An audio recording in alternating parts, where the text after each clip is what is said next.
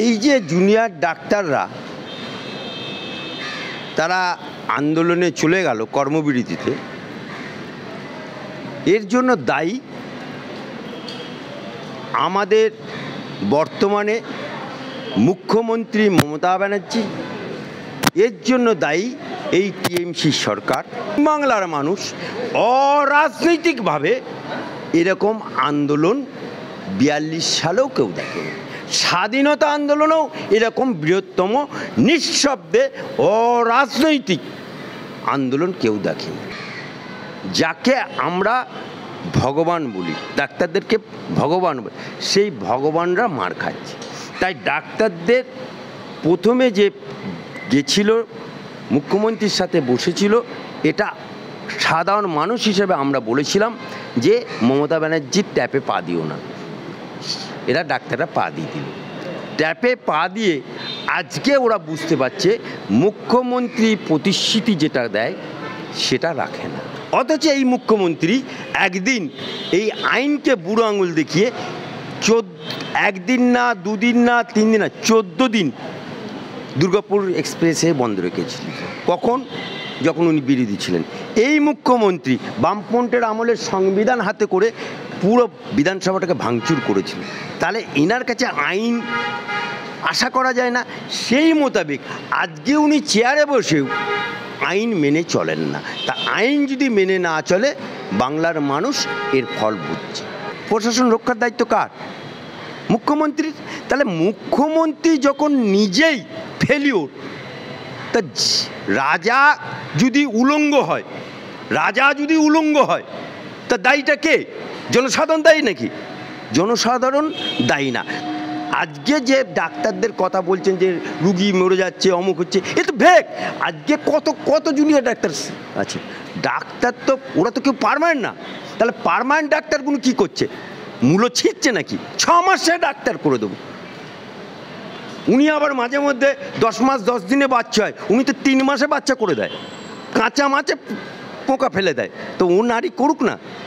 আজকে এই সরকারটা নিকাম্মার সরকার, এটা দোকান কাটার সরকার। তাই বাংলার মানুষ চাইছে we want justice, we demand justice. পদত্যাগ করো মমতা ব্যানার্জি। কিন্তু ইনি তো এমন নারী, এ নারী তো দেহত্যাগ না করলে পদত্যাগ করবে না। যতদিন এই নারী থাকবে ততদিন বাংলার অবস্থা শোচনীয় হবে। নমস্কার দর্শক বন্ধুরা, আপনাদের সকলকে ইমেজ বেঙ্গলে স্বাগত। এতক্ষণে আপনারা প্রত্যেকেই জেনে গেছেন যে অত্যন্ত একটি গুরুত্বপূর্ণ আপডেট আরজিকর কাণ্ডে, সেটি হচ্ছে পুনরায় আবারও জুনিয়র ডাক্তাররা তারা পূর্ণ কর্মবিরতিতে ফিরে গেলেন।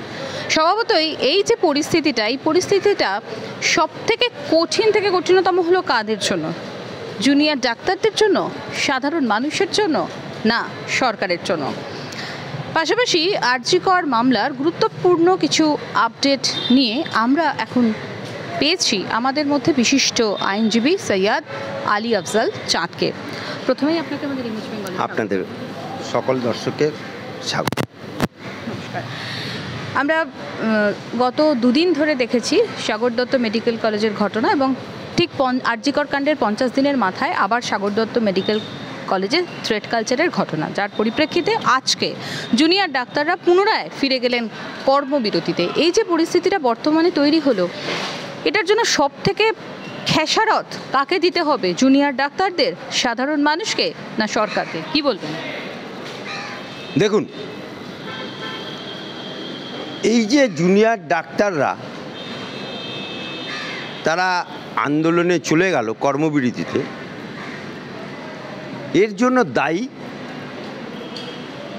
আমাদের বর্তমানে মুখ্যমন্ত্রী মমতা ব্যানার্জি। কারণ আপনি দেখুন, একটা আরজিকরে হবু ডাক্তার মরে যখন গেল আরজিকর হাসপাতালের মধ্যে ডিউটিরত অবস্থায়, সেই অবস্থাতে জুনিয়র ডাক্তাররা আন্দোলন শুরু করল।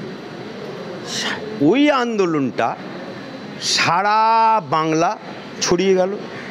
শুধু বাংলা বললে ভুল হবে, সারা হিন্দুস্তান ছড়িয়ে পড়ল, এবং বাইরের দেশে অর্থাৎ ইন্টারন্যাশনাল এই আন্দোলন হলো। রাত জাগতে শুরু করলো মায়েরা, বুবুরা, খালারা, আপারা, মাসিরা। এবং এই রকম নিঃশব্দ আন্দোলন ভারতবর্ষের মানুষ, বিশেষত পশ্চিমবাংলার মানুষ অরাজনৈতিকভাবে এরকম আন্দোলন 42 সালেও কেউ দেখেনি। স্বাধীনতা আন্দোলনেও এরকম বৃহত্তম নিঃশব্দে অরাজনৈতিক আন্দোলন কেউ দেখেনি। এই আন্দোলনের ফলে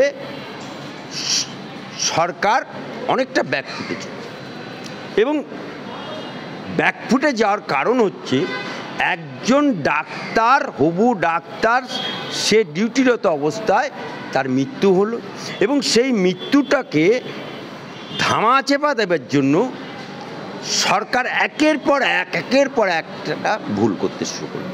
প্রথম ভুলটা করলো যে প্রমাণ লোপাট, দ্বিতীয় ভুলটা করলো পুলিশ ডেকে তাড়াতাড়ি তার ডেড বডিটাকে দাহ করা।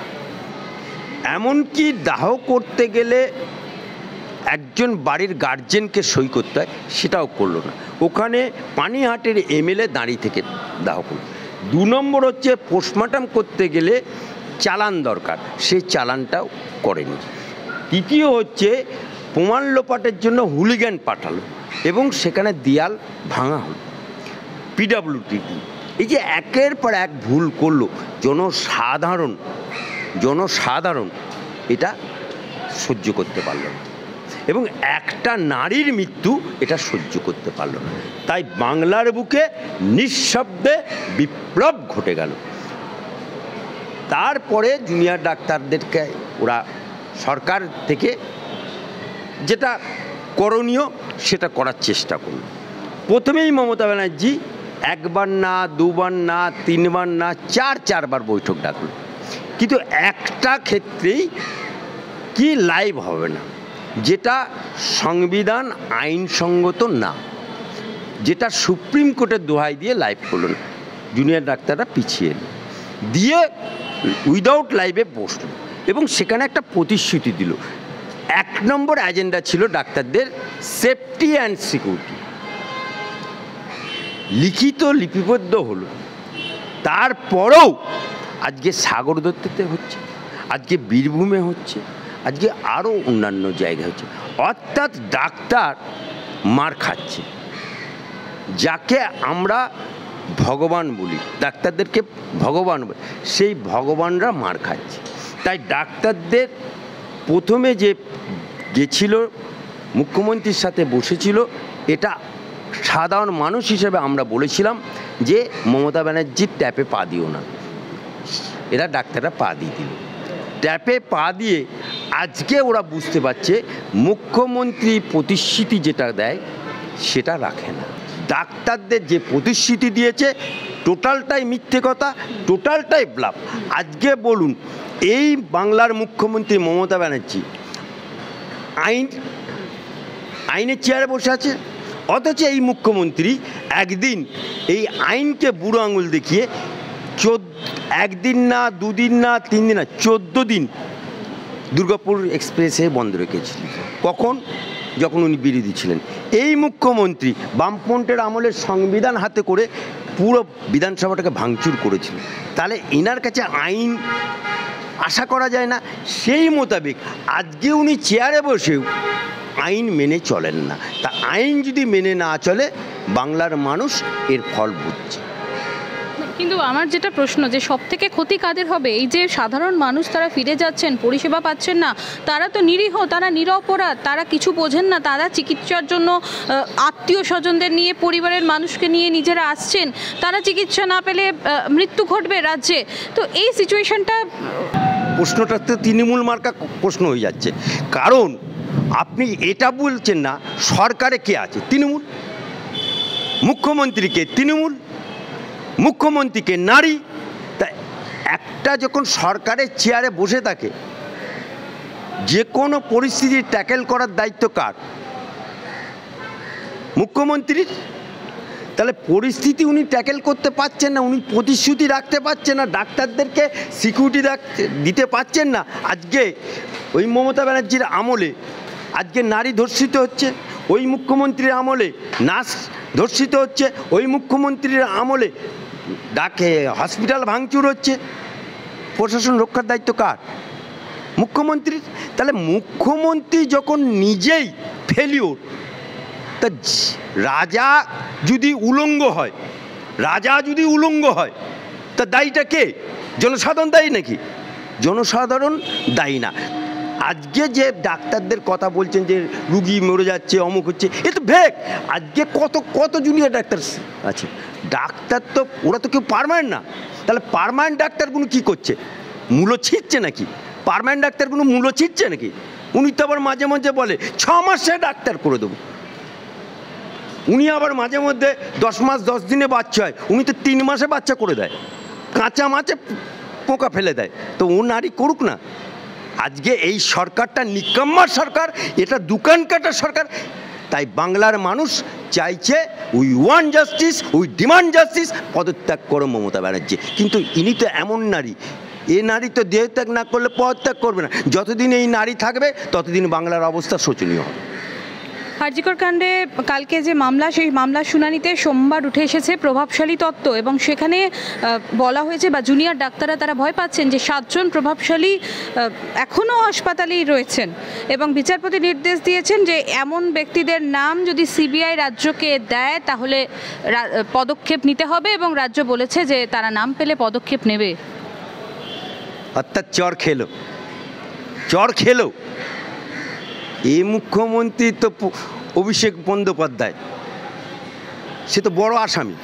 চোরের মাথা, বালি চোরের মাথা, গরু চোরের মাথা। সোনা বৌদি, সে তো আবার সোনা চুরির আসামি। তাহলে এতগুলোর মাথা তো ওর বাড়িতেই বসে আছে, ওর বাড়িতেই তো চোর বসে আছে, ওর বাড়িতেই তো ডাকাত বসে। যে নাকি বলে যে আমি ঘর ভাড়া দিয়ে খাই, আর এইদিকে তার বাড়িতে লিফট, এবার তার বাড়িতে ঝাড়বাতি। বগল মে ছোড়া লেকে ঢুন্ডুরা পিঠে রায় না।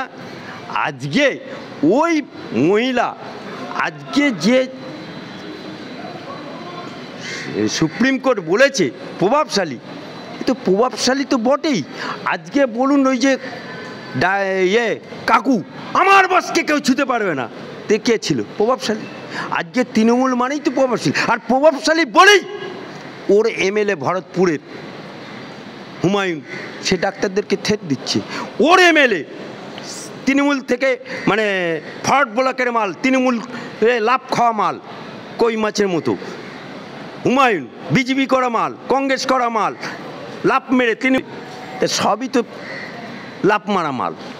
তা এরা যদি থ্রেট করে, বা এই রকম ডাক্তার যে নাকি সন্দীপ ঘোষ সকালবেলায় আরজিকর কাণ্ড হয়ে যাবার পরে পদত্যাগ করে, বিকেলবেলায় প্রমোশন পায় পার্সার কাছে, তো এরা প্রভাবশালী না তো কি?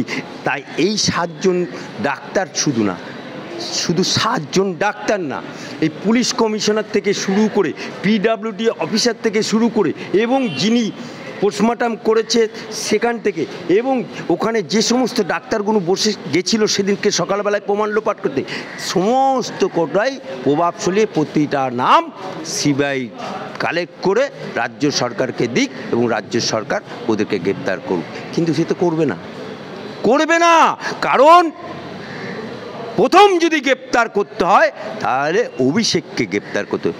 অভিষেকই তো গ্রেপ্তার, কারণ এটা তো একটা মেডিকেল মাফিয়ার মাথা তো অভিষেক ব্যানার্জি, অভিষেক ব্যানার্জি।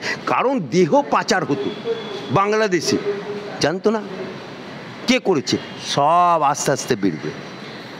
পাশাপাশি আর একটা খুব ইম্পর্টেন্ট বিষয়, প্রাক্তন সিপি বিনীত গোয়েল, তিনি নির্যাতিতার নাম নিয়েছিলেন, এবং গতকাল মামলাকারীর যিনি আইনজীবী মহেশ জেঠমালানি, তিনি বলেছেন যে বিনীত গোয়েলের বিরুদ্ধে এখনও কোনো ব্যবস্থা নেওয়া হয়নি।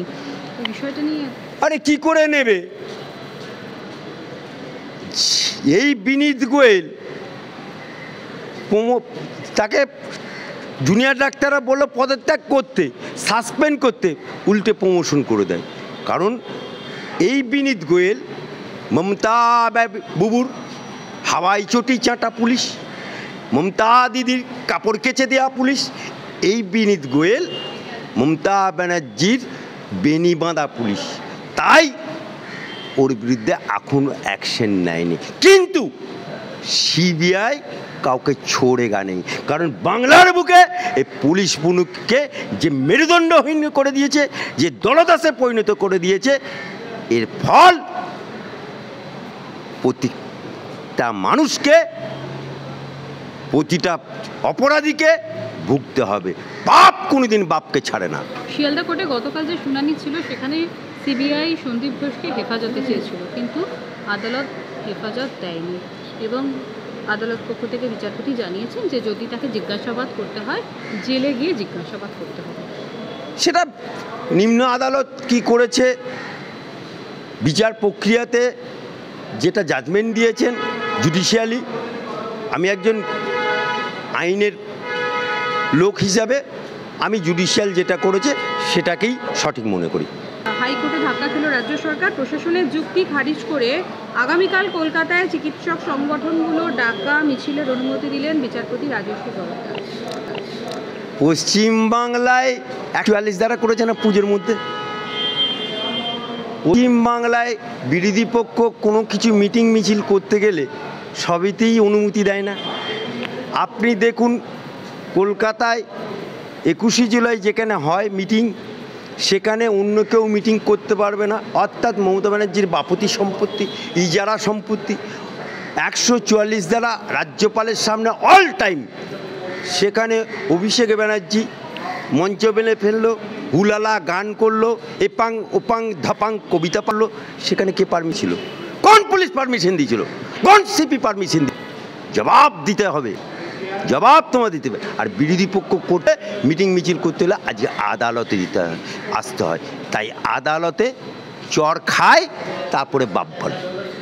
শেষ প্রশ্ন, আরজিকর কাণ্ডের প্রতিবাদ নিয়ে যাদবপুরে উঠেছে স্লোগান কাশ্মীর মাঙ্গে আজাদি, এবং সেটা নিয়ে নড়ে চড়ে বসেছে অমিত শাহের মন্ত্রক, এবং তিনি কেন্দ্রীয় গোয়েন্দা, তার দপ্তর কেন্দ্রীয় গোয়েন্দা সংস্থা সিবিআইয়ের কাছে এই বিষয়টা নিয়ে পুঙ্খানুপুঙ্খ বিশ্লেষণ বা রিপোর্ট চেয়ে পাঠিয়েছেন। কিন্তু প্রশ্ন হচ্ছে এই জায়গায় যে এত বড় একটা কাণ্ড ঘটে গেল, আপনি একটু আগে বলছিলেন যে এখানে কাঁপলো বিশ্ব, কাঁপলো দেশ, সেখানে আমরা কিন্তু কেন্দ্রীয় স্বরাষ্ট্রমন্ত্রীর একটা বিবৃতি পাইনি এই আরজিকর কাণ্ডে। কীভাবে দেখছেন বিষয়টিকে? রাজ্য সরকার প্রশাসনের যুক্তি খারিজ করে আগামীকাল কলকাতায় চিকিৎসক সংগঠনগুলো ডাকা মিছিলের অনুমতি দিলেন বিচারপতি রাজস্বী বরদা। পশ্চিমবাংলায় 144 ধারা করেছে না পুজোর মধ্যে। পশ্চিমবাংলায় বিরোধী পক্ষ কোনো কিছু মিটিং মিছিল করতে গেলে সবেতেই অনুমতি দেয় না। আপনি দেখুন কলকাতায় 21শে জুলাই যেখানে হয় মিটিং, সেখানে অন্য কেউ মিটিং করতে পারবে না, অর্থাৎ মমতা ব্যানার্জির বাপতি সম্পত্তি, ইজারা সম্পত্তি। 144 দ্বারা রাজ্যপালের সামনে অল টাইম সেখানে অভিষেক ব্যানার্জি মঞ্চ বেলে ফেললো, হুলালা গান করলো, এপাং ওপাং ধাপাং কবিতা পাঠ করলো। সেখানে কে পারমিশন দিয়েছিল? কোন পুলিশ পারমিশন দিয়েছিল? কোন সিপি পারমিশন দিয়েছিল? জবাব দিতে হবে, জবাব তোমার দিতে হবে। আর বিরোধী পক্ষ করতে হলে, মিটিং মিছিল করতে হলে আজ আদালতে আসতে হয়। তাই আদালতে চর খায়, তারপরে বাপ। শেষ প্রশ্ন, আরজিকর কাণ্ডের প্রতিবাদ মিছিলে যাদবপুরে উঠেছে একটা স্লোগান কাশ্মীর মাঙ্গে আজাদি, এবং সেটা নিয়ে ঘুরে চড়ে বসেছে অমিত শাহের স্বরাষ্ট্র মন্ত্রক, এবং তিনি কেন্দ্রীয় গোয়েন্দা, তার দপ্তর কেন্দ্রীয় গোয়েন্দা সংস্থা সিবিআইয়ের কাছে এই বিষয়টা নিয়ে পুঙ্খানুপুঙ্খ বিশ্লেষণ বা রিপোর্ট চেয়ে পাঠিয়েছেন। কিন্তু প্রশ্ন হচ্ছে এই জায়গায় যে এত বড় একটা কাণ্ড ঘটে গেল, আপনি একটু আগে বলছিলেন যে এখানে কাঁপলো বিশ্ব, কাঁপলো দেশ, সেখানে আমরা কিন্তু কেন্দ্রীয় স্বরাষ্ট্রমন্ত্রীর একটা বিবৃতি পাইনি এই আরজিকর কাণ্ড। কীভাবে দেখছেন বিষয়টাকে? কেন্দ্র সরকার যেহেতু এটা রাজ্যের প্রশাসনিক ব্যাপার, আইন শৃঙ্খলা দেখার দায়িত্ব রাজ্য সরকারের, স্বাস্থ্য দেখার দায়িত্ব রাজ্য সরকারের, যেহেতু এটা জুডিশিয়ালিভাবে সংবিধানগতভাবে রাজ্যের দেখা ব্যাপার, তা রাজ্যের ব্যাপার সেখানে আবার কেন্দ্র কী করবে? এমনিতেই কেন্দ্রকে দেখতে পায় না, কেন্দ্র দিচ্ছে না, দিচ্ছে না, দেবে দিচ্ছে না বলে চিৎকার করে। আবার কেন্দ্রের কী সাহায্য? হ্যাঁ, কেন্দ্রের কী সাহায্য?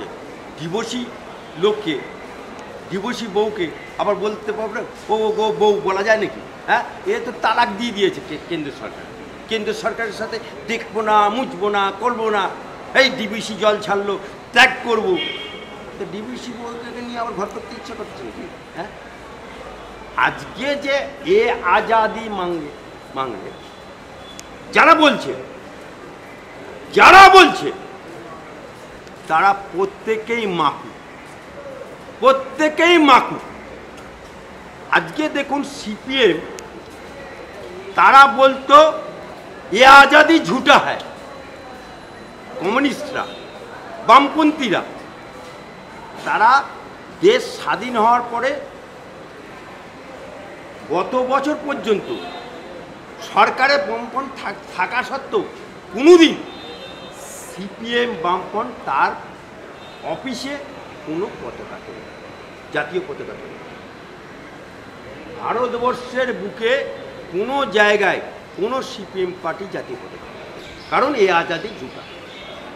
আজকে গত বছর থেকে আলিমুদ্দিন স্ট্রিটে বা ওদের অফিসে জাতীয় পতাকা তুলছে, তাও আলিমুদ্দিন স্ট্রিটে জাতীয় পতাকা তুলতে গিয়ে পতাকা উল্টে তুলছে, সোজা পতাকা তুলতে পারল না। অর্থাৎ বাঁ হাতে পুজো দেওয়ার মতো,